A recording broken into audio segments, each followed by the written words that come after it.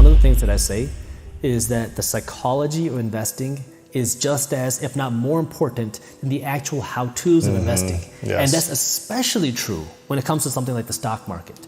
In real estate, it's tough, but the difference between real estate and the stock market is if you buy a, say, $200,000 home, it's not gonna go to zero next week, next month, or really ever, because you have some land, you have a physical property. And the stock market, it can happen. And so there's a couple things that you can do. You invest in stocks too? I invest my money in 5 places: real estate, stocks, startups, cryptocurrency, and physical gold. In that descending order of like value from the most to the least? Yeah, I would say so. And then, if you want to put my business in there, then that would be number one. Startups number one. Your business and startups number one. Yeah. But I also invest in other startups as well. But I would say in that order, yes. Yeah. But in the stock market particularly, it is a liquid investment, meaning you can easily buy, you can easily sell. And that's what becomes a big psychological game, because every day people are watching that ticker. I just made money. I just lost money. What's Tesla doing today? Tesla's up $2, Tesla's down $4. And it can really drain you. And I think most people who start off investing their money, they get sucked into that rat race. I did too. Because when I first started investing my money in the stock market, I was like, wow, this is fun.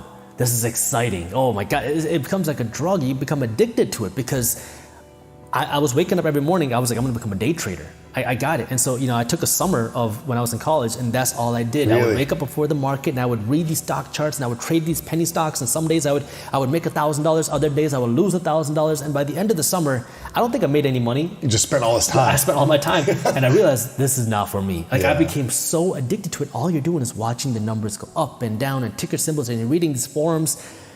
So the first thing is you have to understand that your psychology is important. What I do is I understand I'm not a trader. I don't trade, I don't flip. Even when it comes to real estate, really any of my investments. You invest. I invest long for term. the long term.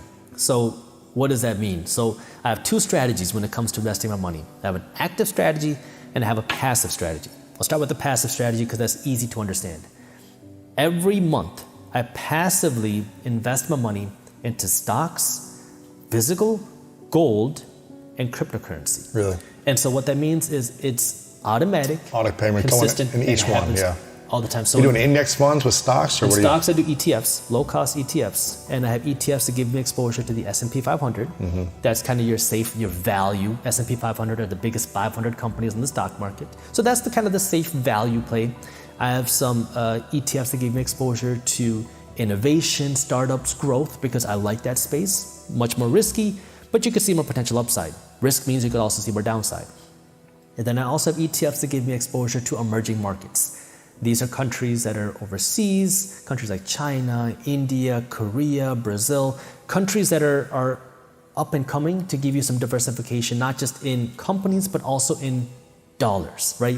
Diversifying out of the dollar, so it kind of gives me that protection. So every week I have money that's leaving my account and being invested into these different ETFs. I don't care whether the market's up or down.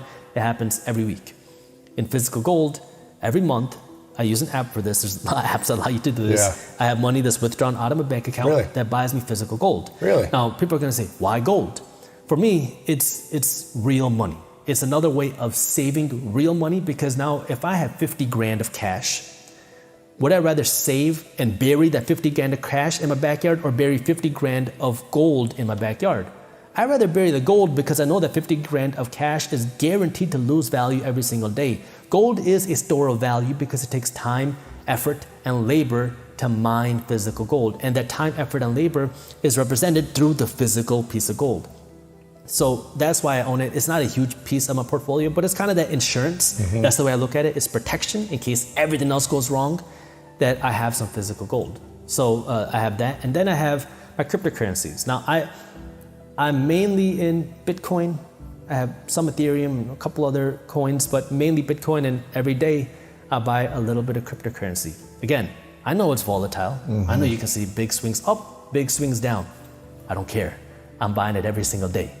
So that's my passive strategy, where it doesn't matter what's going on in the market. I'm just gonna keep buying no matter what's going on. Then my active strategy is now where I do more of the fundamental analysis, where I understand where am I actually investing my money. So this requires much more time and more effort on my end. So on the real estate side, I'm looking for deals that are paying me that 7% cash on cash return. And so I'm going to be analyzing the numbers, looking through properties, walk through a lot of deals, and when I find something, I will go out and buy it. In the stock market, rather similar. I'm looking for companies that I believe in, that I believe are good fundamentally. Fundamentally means looking at the numbers, right? What do the revenues look like? Have the revenues been growing? How fast are they growing? 10% a year, 20% a year? What about the profits? But you also have to look a little bit deeper than just the profits, because you want to see what's going on with the expenses. Where are they investing? Are their expenses going up because the cost of business is becoming more expensive? Or are the expenses rising because they're investing more in their company? So you got to do a little bit of digging in there. And then in startups, obviously I invest in my own companies, but I also invest in startup companies. I love entrepreneurship. I am a huge fan of entrepreneurs. I love supporting other entrepreneurs because I never had that support when I was getting started as an entrepreneur. So one of the ways I can provide the support is through money, through investing in some of these entrepreneurs. So I invest in these startups. Fourth, cryptocurrency. If a big cryptocurrency crash happens, well, I already know what I want to own. I'll just come in and buy more.